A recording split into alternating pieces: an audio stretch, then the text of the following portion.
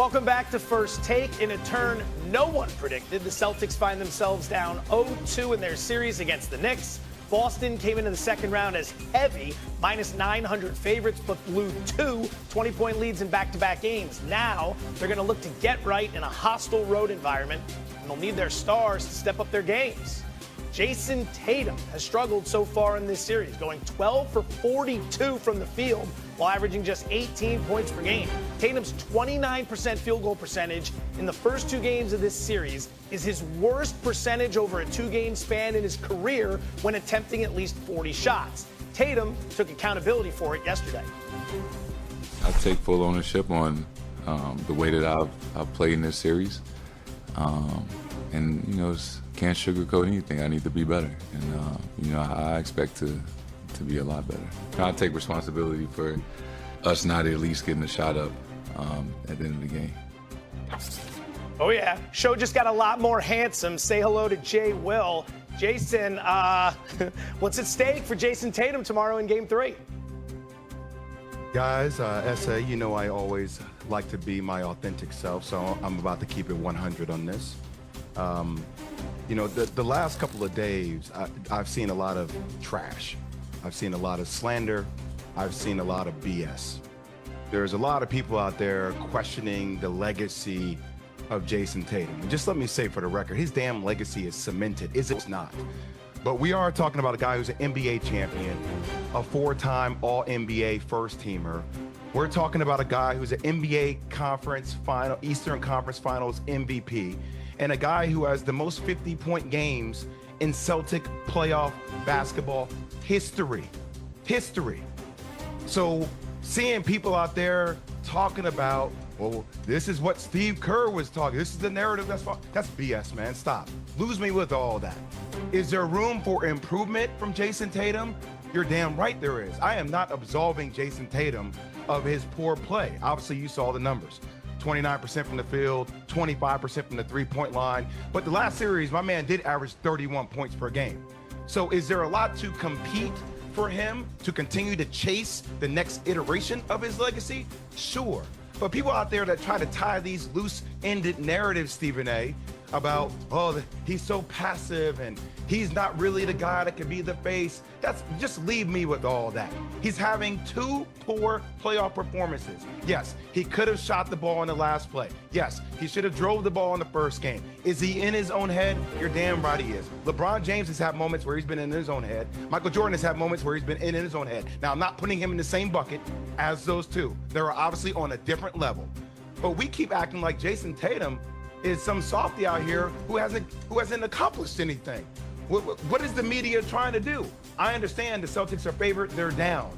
But is there something for him to prove? Yes, there's always something for Jason Tatum to prove. He is competitive, he is fiery. He shows it in different ways than Anthony Edwards. But I'm not going to allow people in the media to discredit this man's resume, because his resume is damn impressive, Stephen A. It's damn impressive. Well, for the audience perspective, you clearly ain't talking about me. Because 24 hours. No, I'm not talking about you. No way. Not you, brother. Not you. Because 24 hours ago, I was arguing with Kendrick Perkins. I didn't want to hear anything about legacy. The man is a champion. He's been to 2 NBA Finals. He's been to 5 Eastern Conference Finals. All right? He's a full-time All-NBA first-teamer. I don't want to hear that about legacy, especially when he's already got a banner hanging in the rafters for TD Bank Garden above the parquet floor. Having said all of that, Jay, I totally agree with you for the most part. I didn't have a problem with the Steve Kerr thing, though, only from this perspective. I knew that he deserved better. In other words, to not play is one thing, but for somebody to walk up to this quality of play and say, I don't know if I'm going to be able to find time for you before the game even begins, it's something that I struggle with. Me and Wendy have gone back and forth with that because I thought he deserved better than that. And I think that we walked into this postseason recognizing what he was going to do during the regular season, and that come playoff time, he was going to take it to another level because this reigning defending NBA champion had something to prove because he had a chip on his shoulders. In other words, we expected better from Jason Tatum. Jason Tatum just expected better from Jason Tatum. Against the Knicks in 4 victories this year, 4-0 against the Knicks in the regular season. He averaged 33.5 points on 53% shooting from the field and 48% from three-point range. He has annihilated the New York Knicks this year. until the playoffs began.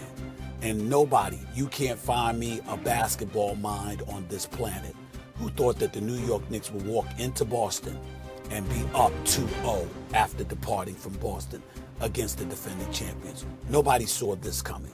And so because it's here, now we get to look at certain things. 1 of 7 in the paint in the non-restricted area. 1 of 8 from mid-range. 5 of 20 from three-point range. 2 of 14 on all shots in the fourth quarter and overtime. 1 of 7 in clutch time, okay? So I'm looking at all of these things and I'm like, what the hell is going on? We know this is not going to last. It can't last. But say for the sake of argument, it did last. What I tried to explain to everybody yesterday, the Boston Celtics have taken 100 three-point shots in 2 games. They've missed 75, the most in the NBA history, over a 2-game stretch. They missed 75 three-pointers.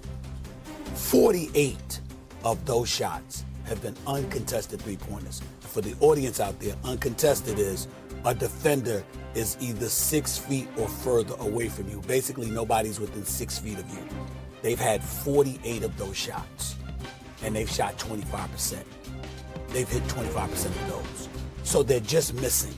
For some reason, they just can't find the ocean right now. I don't believe that's going to last. But if it lasts, we need to say why. It's not about choking. It's not about panicking. It's not, oh my Lord, your legacy is tainted forever. It's nothing about that. It's just that for a series, if you have that many open shots and you're missing those open shots, you just miss them. And that's what we are to deduce from all of this. Joe, do I want to get dragged into the Tatum Olympic thing again? Yes. I don't really want to do it. Do it. I don't want to do it. Yes, you do, Wendy. He and I have gone back and forth about this for months. You understand? It's a new meme. The Olympic thing has nothing to do with this. The Olympic thing was a matchup situation against Serbia. He played in the other 4 games. It was only against Serbia. It has nothing to do with what he's doing in this series. It's not a, vindication for Steve Kerr. It had to do with a matchup against Serbia in an international game where Serbia started 3 7-footers, and it's a 40-minute game. Okay? There's nothing. I see people connecting this, like, giving Steve Kerr credit. Nothing to do with it. Are the Knicks the Serbia of the NBA? Thank you. No. Hell no. Stop, Joe. I've been around long enough where do you know how many times I've dragged my backside to Boston in my 20-year career in the playoffs? So many times. And over the last 6 or 7 years with this particular group, do you know how much time I've spent with this team? And I can tell you that I've seen Jason Tatum at the absolute bottom, and I've seen Jason Tatum at the absolute top. I've watched him drop Game 7s at home. I've watched him win Game 7s on the road. I've watched him score 50. I've seen him score 15. I've seen him hold the trophy. I've seen him walk out with his head down. He's always been there because he's so great that he and Jaylen Brown and the rest of the Celtics that come around him are always there. The reason that Jason Tatum has such a complex history in these situations is because he's been there so often, because he's so good. In the last series, he hurt his wrist. It was a bone bruise, okay? He missed a game. It was like, oh my gosh, what's going to happen? Are the Magic going to do something? He came back and had 37, 36, and 35, okay? He has had 2 bad games. Absolutely. Terrible. But the idea that his legacy or anything is at stake, you're not giving credit where it's due. And it is due here.